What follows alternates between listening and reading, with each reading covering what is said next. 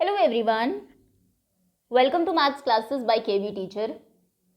बच्चों, आज इस वीडियो में हम क्लास 9th मैथ्स का एक और सैम्पल क्वेश्चन पेपर डिस्कस करने वाले हैं।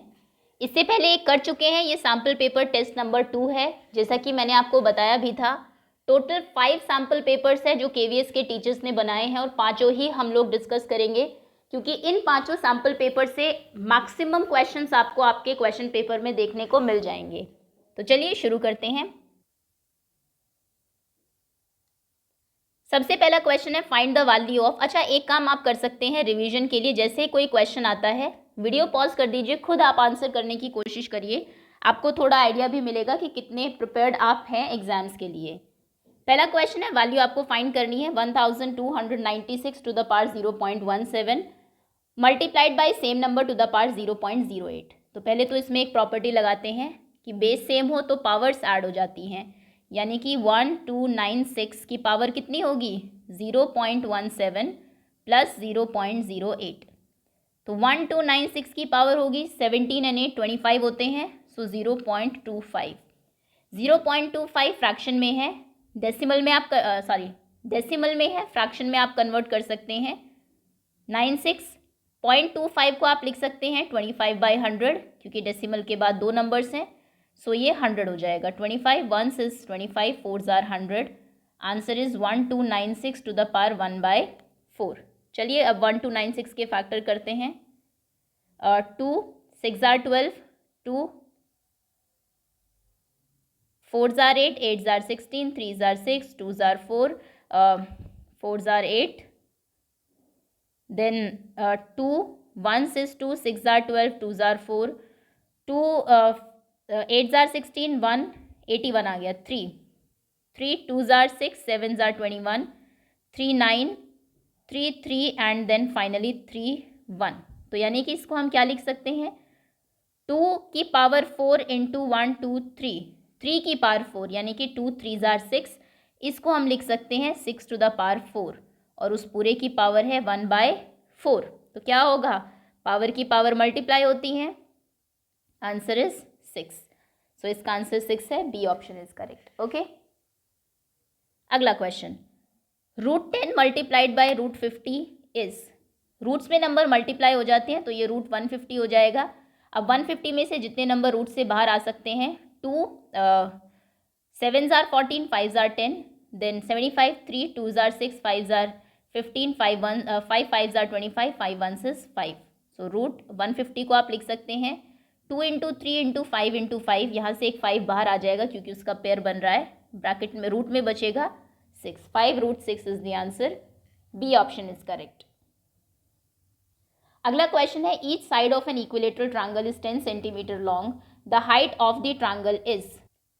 ऐसा एक क्वेश्चन जो पार्ट 1 था हमारा सैम्पल पेपर, उसमें भी था, उसमें लेकिन आइसोसेलेस ट्रायंगल था। सो इक्विलेटरल ट्रायंगल है, तीनों साइड्स 10 है, और इसमें आप जानते हैं जो ऑल्टीट्यूड होता है इक्विलेटरल और आइसोसेलेस ट्रायंगल में, वही उसकी मीडियन भी होती है। तो कहने का मतलब है ये जो हाइट है ये मीडियन भी है, सामने वाली साइड पर परपेंडिकुलर तो है ही, उसको बाइसेक्ट भी कर रही है। तो अगर ये दोनों साइड्स 10 थी पूरी साइड, तो अब ये दोनों 5 5 हो जाएगी। चलिए अब आपको ये निकालना है कि परपेंडिकुलर कितना है। तो इस वाले ट्रायंगल में इधर या फिर दूसरे वाले में किसी में भी आप पाइथागोरस लगा के हाइट फाइंड कर सकते हैं। 90 डिग्री के सामने वाली साइड हमेशा हाइपोटेनियस होती है, which is 10। So 10 square equals to 5 square plus perpendicular का स्क्वायर, जो कि हमें फाइंड करना है। 10 का स्क्वायर 100 होगा, 5 का स्क्वायर 25 प्लस पी स्क्वायर, ये इधर आएगा तो माइनस होगा, 100 minus 25 equals to p square. So p square is equals to 75। तो पी कितना होगा, √75। 75 से कुछ नंबर ऑब्वियसली रूट से बाहर आएंगे। 3 2s are 6, 5s are 15, 5 5 5 1। So 5 root के बाहर आ जाएगा और रूट में बचेगा 3। Answer is 5√3 centimetre, option B is correct. आगे आते हैं next question, the perimeter of an isosceles triangle is 42 centimetre perimeter है आइसोसेलेस ट्रायंगल का, and its base is 1.5 times of each of its sides, then find the length of each side of the triangle। find the length of each side of the triangle। एक isosceles triangle है, ये दोनों side equal है, मान लीजिए ये x है, ये x है। उसने कहा है बेस है 1.5 टाइम्स। 1.5 का क्या मतलब है, 2 1s is 2 + 1 is 3, यानी कि 3/2 टाइम्स, तो बेस हो जाएगा 3/2x। तीनों साइड्स आपको पता है, क्वेश्चन में कहा था कि पेरीमीटर 42 है। पेरीमीटर क्या होता है, सम ऑफ ऑल 3 साइड्स, तो तीनों को ऐड कर लीजिए which is equals to 42। LCM आप लेंगे 2 आएगा, ये भी 2x होगा, ये भी 2x होगा, ये 3x ही रहेगा, 42।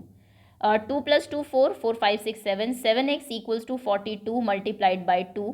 सो x कितना होगा, 42 इंटू 2/7, 7 6 आर 42, 6 2 आर 12, 12 सेंटीमीटर्स जो इक्वल साइड्स हैं वो है। Next is the simplest rationalisation factor of 2√2 minus √3 इज। किसी भी नंबर का, इरेशनल नंबर का रैशनलाइजेशन फैक्टर जो होता है यही रहेगा, सिर्फ साइन उसका चेंज हो जाता है। रैशनलाइजेशन फैक्टर यानी कि जिससे मल्टीप्लाई करके आप रैशनलाइजेशन परफॉर्म करते हैं। सो इसका आंसर होगा 2√2 + √3। जनरल नॉलेज बेस्ड क्वेश्चन है। अगला क्वेश्चन है, if x equals to 3k + 2, y equals to this, is a solution of this equation, then find the value of k। तो यहाँ पर सिंपल आप क्या करेंगे, x की जगह ये रखिए, 3y माइनस 3y में y की जगह ये रखिए और इक्वेशन को सॉल्व करिए। इक्वेशन थी आपकी 4x - 3y, this is -3y + 1 equals to 0। x आपको कितना दिया है, 3k + 2 माइनस 3y, 3y कितना दिया है, 2k - 1 + 1 इक्वल्स टू 0। वही किया है हमने, 4x - 3y + 1। अब सॉल्व करिए, मल्टीप्लाई करेंगे, 4 3 are 12k + 4 2 are 8 minus 3 2 are 6k minus minus plus 3 1 is 3 + 1 equals to 0। 12k - 6k is 6k, 8 + 1 is 9, 9 + 3 is 12, k equals to -12/6 यानी कि -2। Option C is correct. अगले क्वेश्चन पर आते हैं। In triangle ABC side BC is produce to D। एक triangle है ABC, figure बना लेते हैं साथ साथ क्योंकि दी नहीं है। BC को प्रोड्यूस किया यानी कि आगे बढ़ाया हमने D तक। If angle ABC is 50, this is 50, ACD this is 110, find angle A। Easy है। एक तो एक्सटीरियर एंगल प्रॉपर्टी ही होती है, अगर आपको याद हो कि किसी भी ट्रायंगल में जो एक्सटीरियर एंगल होता है वो इन दोनों के सम के इक्वल होता है। अगर वो भी याद नहीं है तो ASP तो आप जानते ही हैं। एंगल सम प्रॉपर्टी में तीनों एंगल्स का सम भी 180 होता है। तो अगर ये 110 है, ये एंगल कितने का होगा, ये 70 डिग्री का हो जाएगा, क्योंकि एक्चुअली में इन दोनों का सम 180 होना है। ये एक स्ट्रेट लाइन के ऊपर है। सो यहाँ पर ये 70 है, दिस इज 50, ए मिसिंग है, so 50 + 70 + angle A equals to 180 degree. 50 + 70 is 120, 120 + angle A equals to 180, तो एंगल A हो जाएगा 180 - 120 यानी कि 60 degree. Option B is correct. Next question, if √2, ये same question previous sample paper में भी था, तो इसकी आप प्रैक्टिस ज़रूर कर ले। √2 आपको दिया है 1.41 है अगर, तो 1/√2 बताइए कितना होगा। यहाँ पर डायरेक्ट √2 की वैल्यू नहीं रखनी है, पहले आपको रैशनलाइजेशन करना है, क्योंकि अगर आप रख देंगे 1/1.41 तो 1 को 1.41 से, या फिर आप कहें 100 को 141 से डिवाइड करना थोड़ा सा मुश्किल होगा अगर इसे ईजी बनाना है। ये देखिए, पहले रैशनलाइजेशन परफॉर्म कर देंगे आप लोग। √2/2 हो गया। अब √2 की वैल्यू आपको कितनी दी है, 1.41/2। सो 1.41 को डिवाइड कर दीजिए 2 से, ये ज़्यादा इजी है। 1 पर तो टेबल नहीं चलेगी, 0.27 आर 14, 1 डेसिमल ऑलरेडी लगा हुआ है, एक 0 मिलेगी, so 0.75। Option B is correct. Next, each of the point 2 2 -2, 2 0 0 and 2 -2 satisfies the linear equation। Okay, ये तीनों पॉइंट्स इनमें से किस लीनियर इक्वेशन को सेटिस्फाई करेंगे कि x - y 0 है। देख लीजिए, क्या ये माइनस ये 0 है, बिल्कुल भी नहीं है, तो इसको तो पहला ही नहीं कर रहा है। x + y 0 है, क्या ये प्लस ये 0 है, बिल्कुल है। क्या इन दोनों का सम 0 है, बिल्कुल है। क्या इन दोनों का सम 0 है, बिल्कुल है। तो सेकंड वो इक्वेशन है जो इन तीनों को सेटिस्फाई करती है। कभी भी अगर ऐसा आए तो ये पॉइंट्स आपको जो इक्वेशंस हैं उसमें पुट करके देख लेने हैं, x की जगह ये और y की जगह जो सेकंड पॉइंट है वो। अगला क्वेश्चन है, पिक्चर बेस्ड क्वेश्चन है। In this figure I think NCERT का ही है ये। ओके, इसमें ये 75 है, ये 55 है, ये 100 है। फाइंड क्या करना है? ODC, ये वाला एंगल फाइंड करना है। तो इसमें आप क्या करेंगे, पहले ये वाला ट्रायंगल लीजिए, ये दोनों आपको पता है, इसको फाइंड करिए। 75 एंड 55 130 होते हैं, तीनों का एंगल का सम क्योंकि 180 होना चाहिए, तो ये 50 हो जाएगा, क्योंकि 130 प्लस 50 आपको 180 देगा। अब ये अगर 50 है, वर्टिकली ऑपोजिट एंगल्स की वजह से, ये देखिए दो स्ट्रेट लाइन है, जब दो स्ट्रेट लाइन कट करती है तो इस वर्टेक्स के ऑपोजिट जो एंगल्स होते हैं ये इक्वल होते हैं, इनको VOA वर्टिकली ऑपोजिट एंगल्स हम लोग बोलते हैं। ये भी 50 होगा। अब इस वाले ट्रायंगल में आ जाइए, इसमें ये 100 है, ये 50 है, इन दोनों को मिलके 150 हो गया। तो तीसरा एंगल कितना होगा, क्योंकि तीनों को मिलके 180 होना चाहिए, तो 150 में क्या ऐड करने से 180 होगा, 30 degree. So option C is correct. अगला क्वेश्चन है, it is given that ABC triangle is congruent to triangle FDE in which AB 5 है। चलिए बना लेते हैं,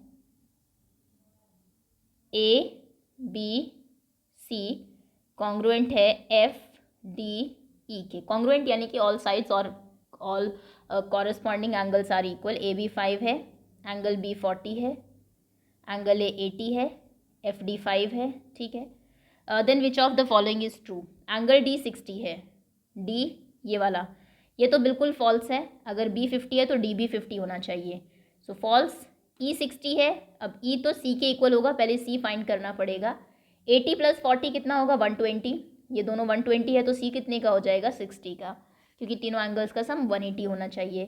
तो अगर C 50 है तो E उसके इक्वल होगा, ये भी 60 ही होगा। यही स्टेटमेंट करेक्ट है। अगले क्वेश्चन पर आते हैं। If triangle ABC and triangle PQR, इन दो ट्रायंगल में ABCPQR, it is given that AB equals to AC, ये इसके इक्वल है, AB AC के इक्वल है। अच्छा ठीक है, C एंगल P के इक्वल है, ये वाला आई थिंक ये मिसप्रिंट हो गया है, AB साइड इसके किसी साइड के इक्वल होनी चाहिए थी P के, क्योंकि यहाँ पे तो ट्रायंगल की साइड खुद के इक्वल होने से कॉन्ग्रुएंसी या सिमिलैरिटी पर कोई फ़र्क पड़ता नहीं है। खैर, अच्छा आइसोसेलेस का भी कॉन्सेप्ट है, ओके फिर ठीक है। एंगल C इक्वल है एंगल P के, ठीक है। एंगल B इक्वल है एंगल Q के, ओके। दो एंगल इक्वल है, इन दो एंगल से तो वैसे भी कॉन्ग्रुएंसी प्रूव नहीं होती है, तो कौन सा इनमें से ट्रू है? आइसोसेलेस है दोनों ट्रायंगल्स, लेकिन कॉन्ग्रुएंट नहीं है, ये बिल्कुल ट्रू है, दोनों एंगल्स आइसोसेलेस है।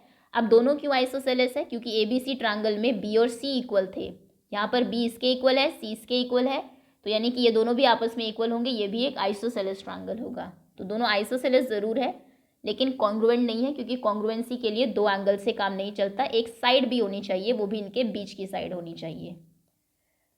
खैर, next question, the measure of an angle is 5 times its complement. Complementary और सप्लीमेंट्री का क्वेश्चन, फिर से पार्ट जो 1 था आपका सैम्पल पेपर 1, उसमें भी था, और मैंने आपको बताया भी था कॉम्प्लीमेंट्री एंगल्स वो होते हैं जिनका सम 90 होता है, सप्लीमेंट्री वो होते हैं ऐसे दो एंगल, ऐसे एंगल्स का एक पेयर जिनका सम 180 हो।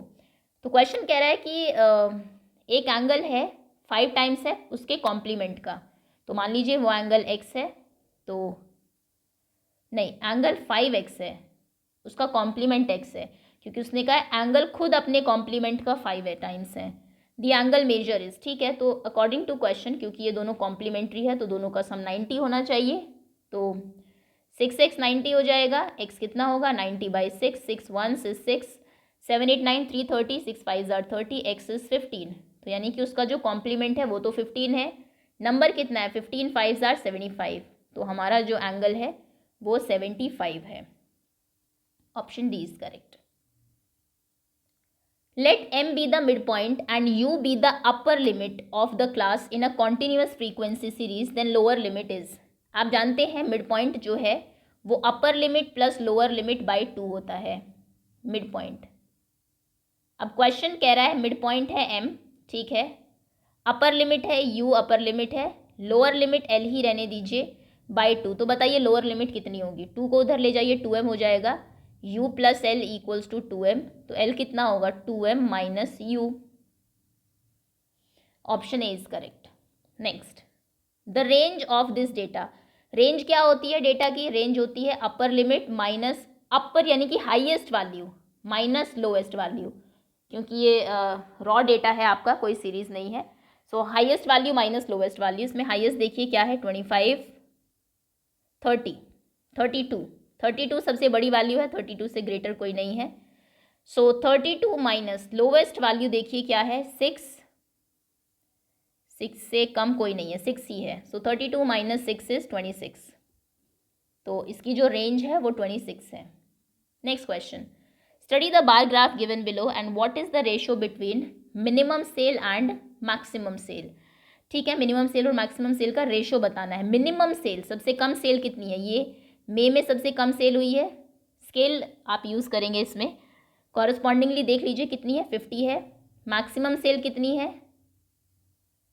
आई थिंक 300 एंड 350 के बीच में है, ये 300 या ठीक है 300 एंड 350 के बीच में, यानी कि 325 है अप्रॉक्स।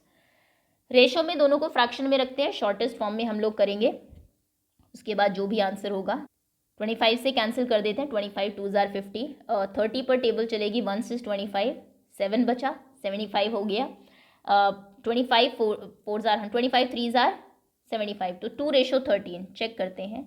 हाँ ठीक है, बिल्कुल 2:13 ही है। अब ये बताना है यहाँ पर कि जब आप इसको देखेंगे स्केल से, तो एक्चुअली में ये स्ट्रेट जो लाइन जाएगी ये 300 और 350 के बीच में जा रही है लाइन दोनों के, तो इनके बीच में नंबर आपको पता होगा। 300 और 350 के बिल्कुल मिड वैल्यू कौन सी है, 325, तो अपर जो मैक्सिमम लिमिट है, मैक्सिमम जो सेल है वो 325 है। सो ऑप्शन यहाँ पर आपका ए करेक्ट है, 2:13। अब आते हैं सेक्शन बी पर। The graph of the linear equation 3x + 2y meets the x axis at the point.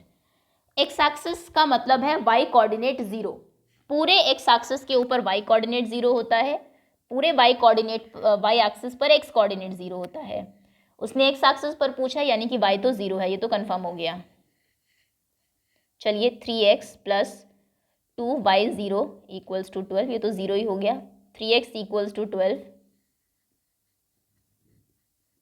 x 4 है और y 0 है, 4,0। B option is correct. Find the value of 2/5, ये पहले भी आ चुका है क्वेश्चन।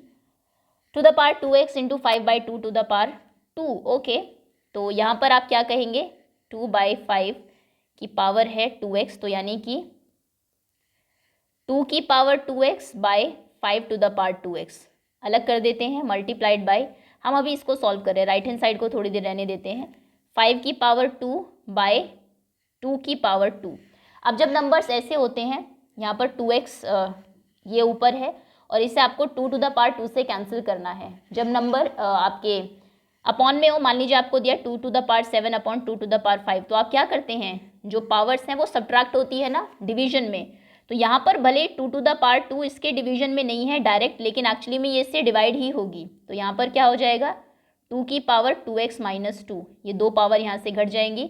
सिमिलरली ये 2 पावर नीचे से माइनस हो जाएगी, और 5 की पावर भी कितनी होगी 2x - 2, जो कि इक्वल है 32/3125 के। चलिए 5 तो आप नहीं जानते, लेकिन क्या आप ये जानते हैं 2 की पावर कितनी 32 होती है। 2 2 ज़ार 4, 4 2 ज़ार 8, 8 2 ज़ार 16, 16 2 ज़ार 32, तो 2 की पावर 5 32 होती है। यहाँ पर 2 की पावर कितनी है 2x - 2, इसके इक्वल में 32 है, जो कि 2 की पावर 5 होता है।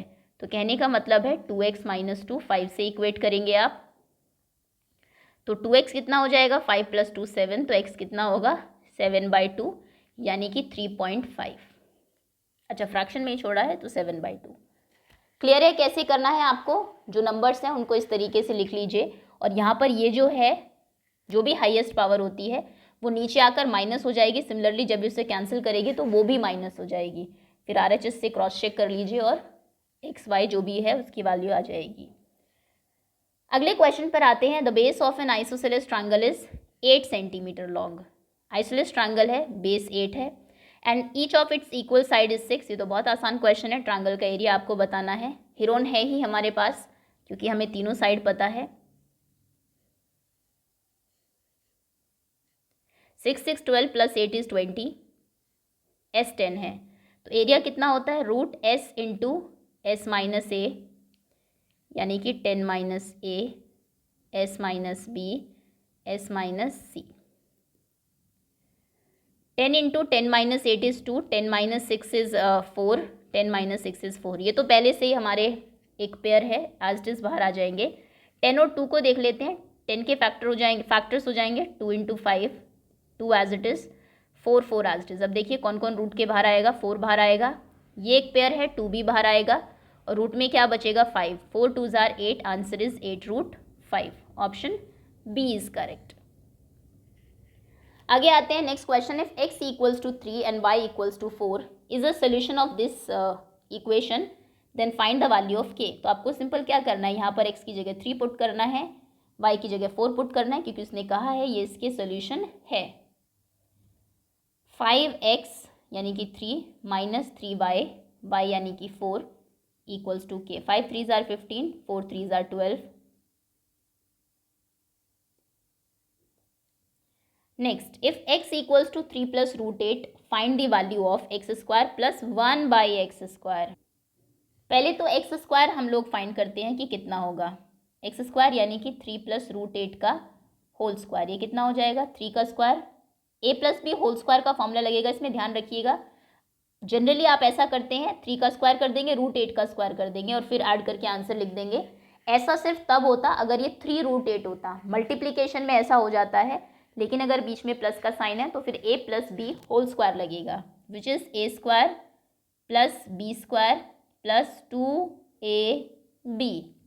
वैसे रूट 8 अगर आप जानते हो 2 रूट 2 होता है.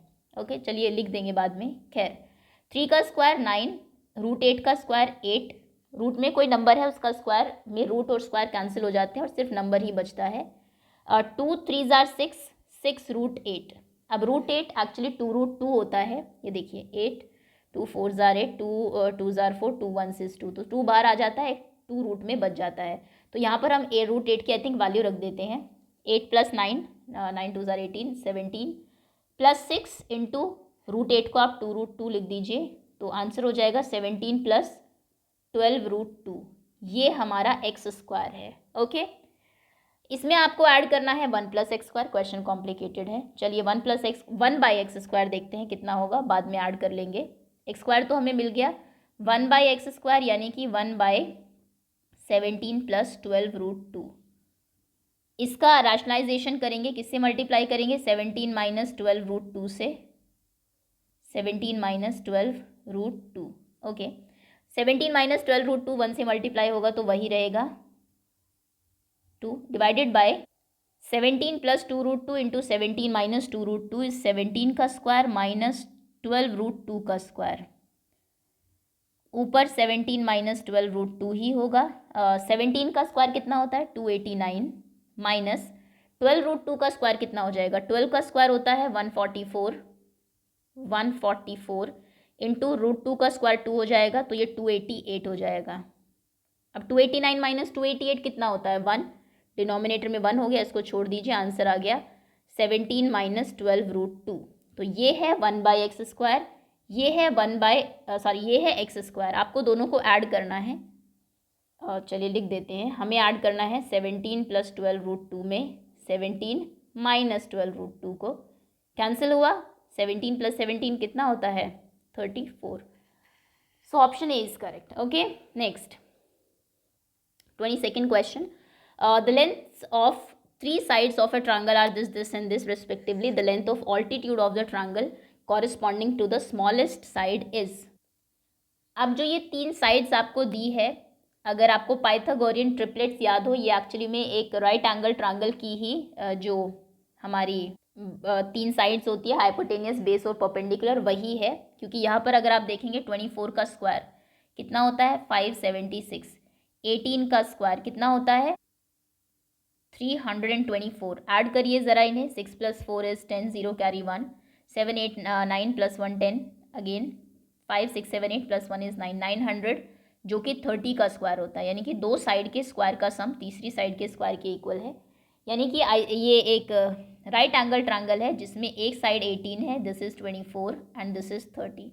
क्वेश्चन ने कहा है ऑल्टीट्यूड बताइए ट्रायंगल का corresponding to the smallest side, जो सबसे छोटी वाली साइड इसके कॉरस्पॉन्डिंग है. तो इसमें इस पे ऑल्टीट्यूड इसका 90 डिग्री ये है, यानी कि 24 ऑल्टीट्यूड की लेंथ होगी।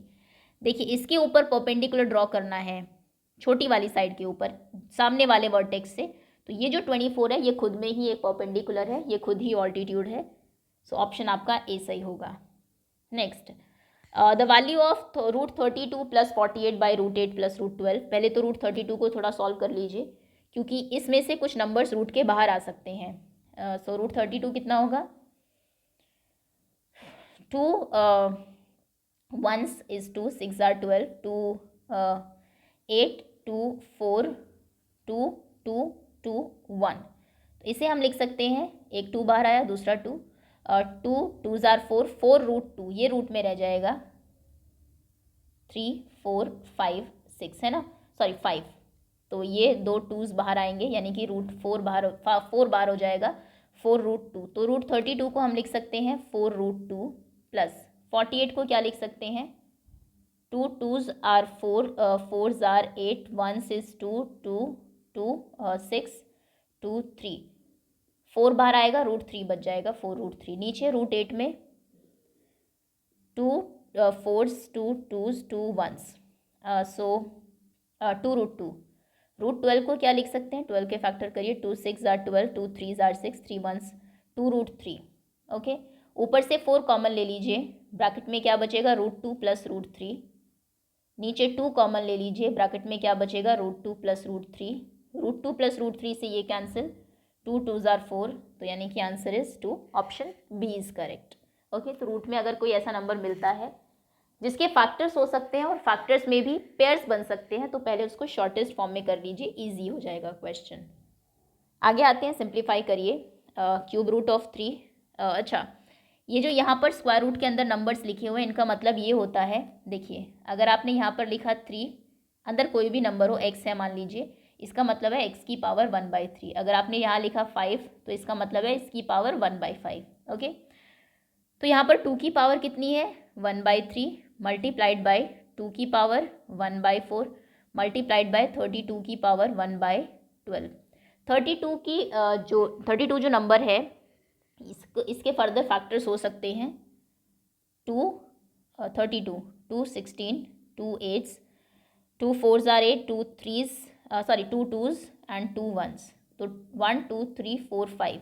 32 को आप 2 की पावर 5 लिख सकते हैं, सो 2 की पावर 1/3 इंटू 2 की पावर 1/4 इंटू 2 की पावर 5 और उसकी पावर 1/12, तो 5 इंटू 1/12 कितना हो जाएगा, 5/12। 5/12। अब ये जो आपको दिया है बेस सेम है, सभी में पावर्स ऐड हो जाएंगी, तो 2 की पावर हो जाएगी 1/3 + 1/4 + 5/12। अब बताइए 3 4 और 12 का एलसीएम कितना होगा, कौन सा वो नंबर है जो 3 4 12 तीनों की टेबल में आता है, ऑब्वियसली 12 ही है, तो 3 4s are 12, 4 3s are 12, 12 1s is 12, so 5 only. 5 + 4 9, 9 + 3 is 12, 2 की पावर हो जाएगी 12/12 यानी कि 1, 2 की पावर 1 यानी कि 2 ही आपका आंसर है। क्लियर है? Okay, next, the weekly wages in rupees of 30 workers in a factory given below. 30 workers की वेजेस दी है, how many workers are receiving less than 860 as weekly wages. आसान क्वेश्चन है, कितनों को 860 से कम मिलती है। काउंट कर लेते हैं, 1, ये तो 860 से ज़्यादा है, सो सिंपली आपको वो नंबर्स काउंट करने हैं जो 860 से छोटे हैं, 1 2 3 4 5 6 7 8 9 10 11 12 13 14 15 16 17 not 17 18 19 20 21 22 23 वर्कर्स को 860 से कम डेली वेजेस मिल रही है, so option A is correct. Next, the equation 2x + 5 y = 7 has a unique solution if x and y। इसके यूनिक सोल्यूशन कब होंगे, जब x और y क्या होंगे हमारे। इसका एक सोल्यूशन देख लीजिए, यहाँ पर अगर x 1 है y 1 है तो ये इक्वेशन को सेटिस्फाई कर रहा है। 2 1s is 2 + 5 1s is 5, जो कि 7 ही होता है, 2 + 5, और 1 ये हमारे कैसे नंबर्स हैं दोनों, ये हमारे नेचुरल नंबर्स हैं, so option A is correct. Next, the number of hours for some students of a particular class watches television during holidays are shown through the graph given below. बच्चे एक कितने घंटे TV देखते हैं छुट्टी वाले दिन, वो आपको नीचे ग्राफ के थ्रू बताया हुआ है। How many students spend more than 5 hours in watching TV, in TV watching, कितने बच्चे 5 घंटे से ज़्यादा टीवी देखते हैं।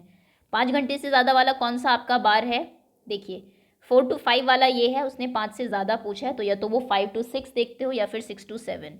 तो ये जो दोनों बार्स हैं इनकी वैल्यूज़ को आपको ऐड करना है। ये कितनी है, दिस इज़ 8, और ये कितनी है, आई थिंक 4 और 8 के बीच में है। 4 और 8 के बीच में आएगा कौन सा नंबर, 5 6 7, 6 होगा।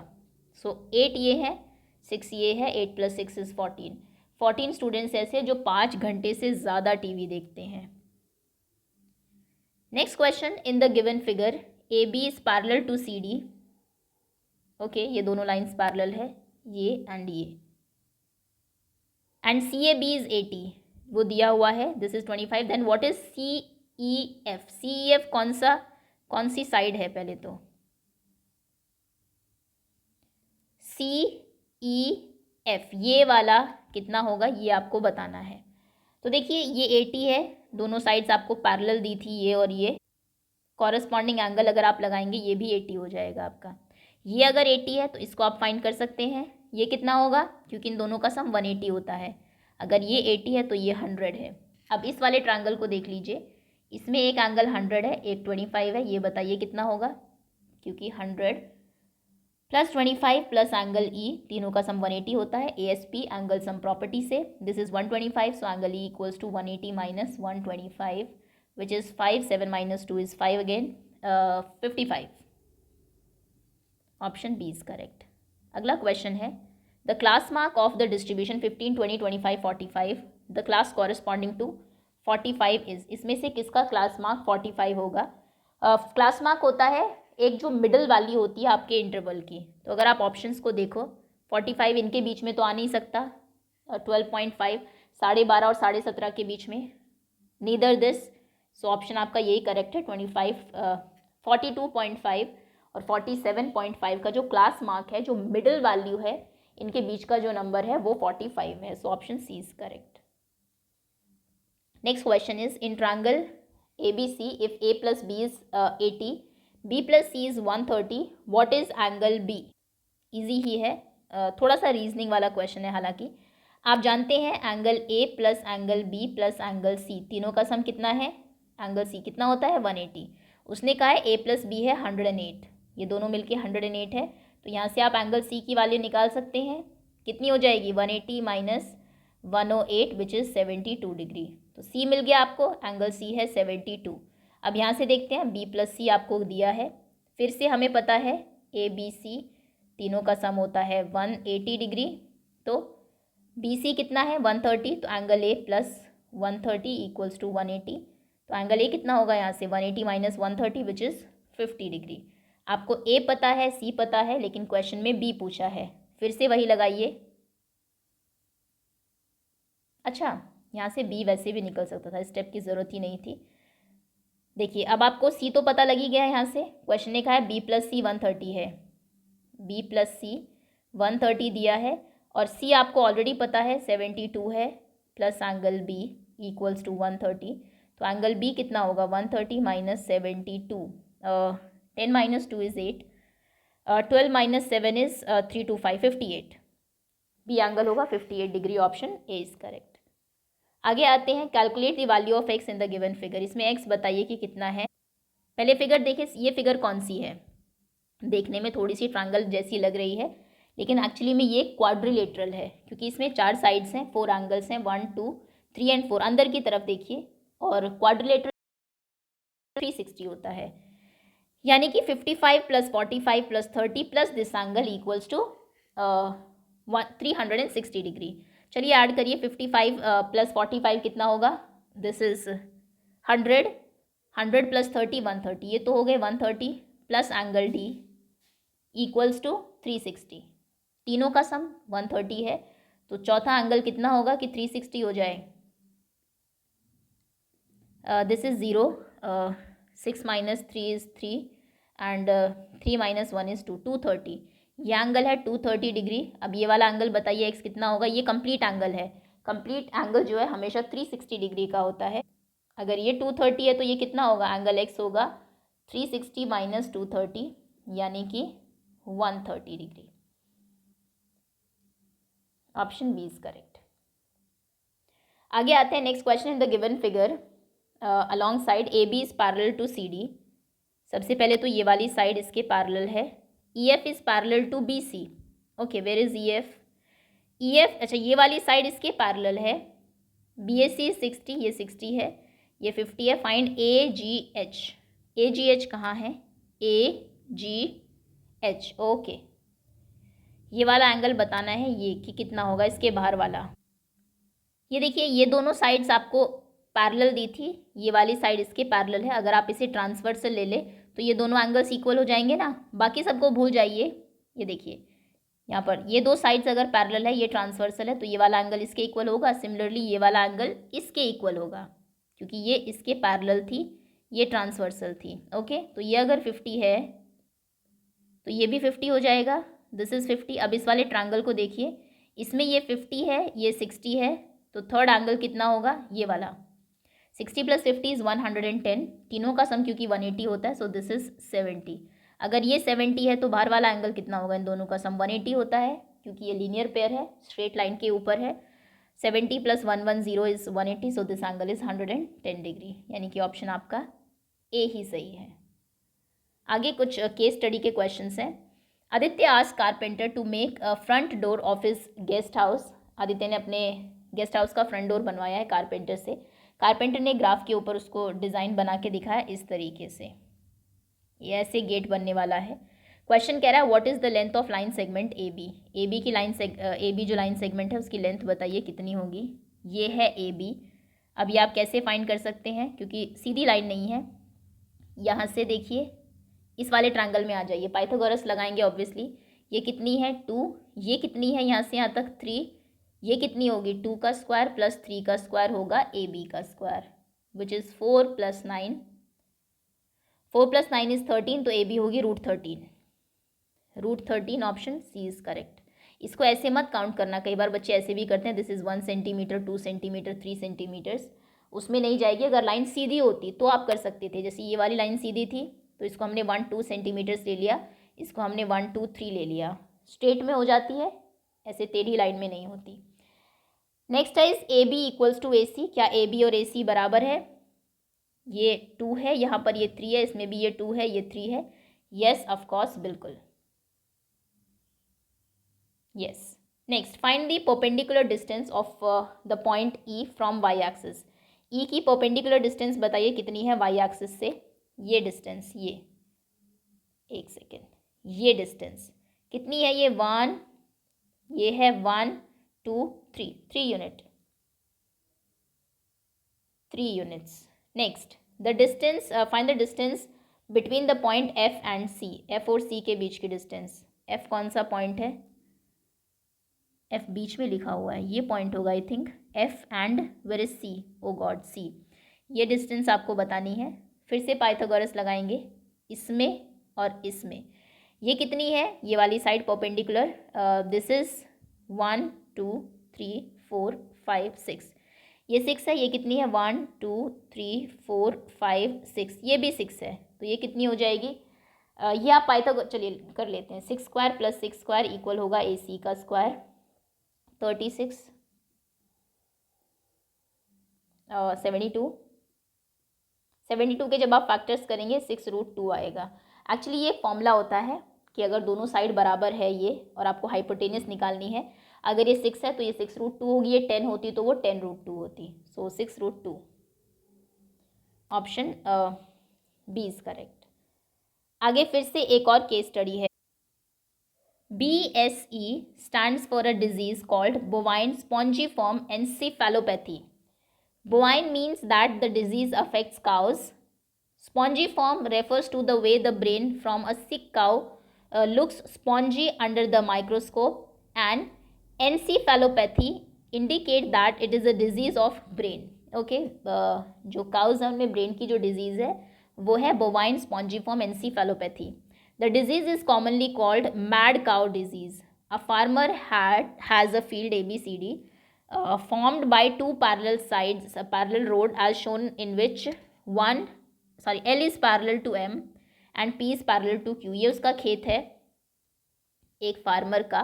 His 4 cows are suffering from BSE. उसकी चारों गायें जो है BSE से सफ़र कर रही है. Thus he ties them at 4 corner. उसने चारों कॉर्नर पे उन्हें बांध दिया, एक को D पे एक को A पे, ताकि एक दूसरे से दूर रहे. क्वेश्चन है इफ़ एंगल BSE इज 30. फिर से वही है. खैर, जो क्वेश्चन में बातें हैं उनका कुछ लेना देना है नहीं. एक्चुअली जो क्वेश्चंस पूछे गए हैं, BSE 30 है. BAC, अच्छा ये 30 है. एक second. BAC is 30. Then what is find ACD. ACD ये कितना होगा? ये तो ये देखिए ये बन रहा है, Z बन रहा है, सो ACD भी 30 ही होगा. ये दोनों कैसे एंगल्स हैं? ऑल्टरनेट एंगल्स हैं. ABC plus BCD is 180 as ABC plus BCD. ABC plus BCD ये दोनों एंगल्स का सम 180 क्यों है? क्योंकि ये दोनों कैसे एंगल्स हैं? Angles on same side of transversal का ही सम 180 होता है. बाकी ऑल्टरनेट और जो कॉरेस्पॉन्डिंग एंगल्स हैं वो दोनों आपके इक्वल होते हैं. Next, if cow at C and cow at D is 2 kilometre apart. अब आता है क्वेश्चन, अगर C वाली काउ D वाली काउ से 2 किलोमीटर अपार्ट है तो बताइए A B से कितनी दूर है? एक सेकेंड. C वाली D से 2 किलोमीटर है तो A B से भी 2 किलोमीटर्स होंगी, क्योंकि ये आपका एक पैरेललोग्राम है जिसमें कि ऑपोजिट साइड्स क्या होती है? इक्वल होती है. Next question, last actually. If angle B is 45, what is angle D? अगर B 45 है तो D कितना है? D भी 45 है, क्योंकि एक पैरेललोग्राम में ऑपोजिट एंगल्स जो हैं वो इक्वल होते हैं. सो 45. Okay, so that's all. ये था आपका sample question paper number 2. Hopefully practice के लिए अगर आपने देखा है तो आपको पता लगा होगा कितनी तैयारी आपकी है. और जैसा कि मैंने कहा, डेफिनेटली एग्जाम्स में तो इन 5 सैम्पल पेपर से आपको हेल्प मिलने ही वाली है. So thank you so much for watching and wait for other videos to come.